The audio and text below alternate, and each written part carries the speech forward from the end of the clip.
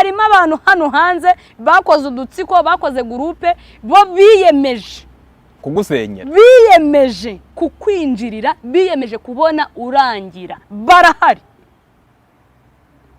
Nujya rero wa mugabo kuvuga ngo umugore wawe nguzi ko nakana kabiri gutya, ibare mu bantu bagiye hanze byarangiye byakurangiranye. Nese ku buryo umuntu yahabwa amakuru ku mugore we cyangwa ku mugore bantu utekereza ku muntu yakuzaniye. Bari abantu bafite inzira nyinshi zishoboka kandi barahari sabe. Abantu bari nago muri gusenyerwa n'ibibazo mwebwe ubwanyu byanyu kuko ibibazo byanyu mwabikemura, ariko ababakikije. Jewe niyo numvise umugore ngo nabwiye ngo mugenzi wanjye ngo ikibazo mfite ngarambwira ngo guri wabanye ubwira. None se sibyo warakoze. Nese wagira ikibazo mu rushaka kunugisha inama. Muri umuntu uzatinye kugisha umuntu hanze inama y'urugo rwawe. Ibyo bintu uzabitinye cyane. Afazari wabishyira mu muryango. Umuryango ukababwira ati ni mu rusenyi. Ariko umuntu wo hanze nizeye mu abagufitiye. Nizihe? Kuba ari inshuti yawe, kuba ari marene. Inshuti.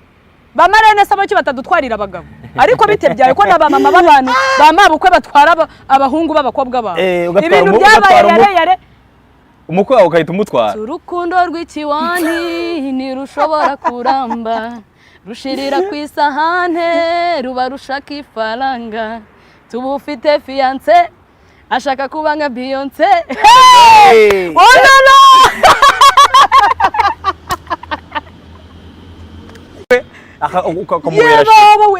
Ubungu bureka nkubwire nuko abantu batavayo. Bamabukwe basenyeye abana babo ni benshi cyane. Hari bamabukwe mafia akagutwara umugabo cyane rwose. Nukuvuga ngo mama wawe akagutwara umugabo cyane rwose.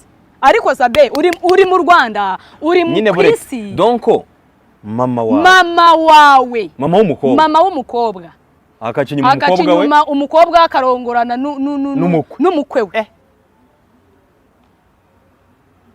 Shaka ibintu niwe mbyumvanye. Ibi ninjye ubyumvanye. Narinzi ahubwo yuko hazagira umuntu utinyuka byabaye haza atanga ubuhamya hano nimba mbabeshye. Ahubwo narinzi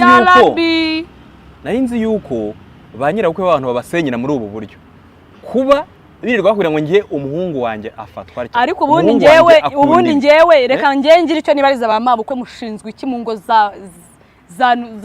z'abana banyu. Mushinzwe iki kana muhera mwangiza ibintu.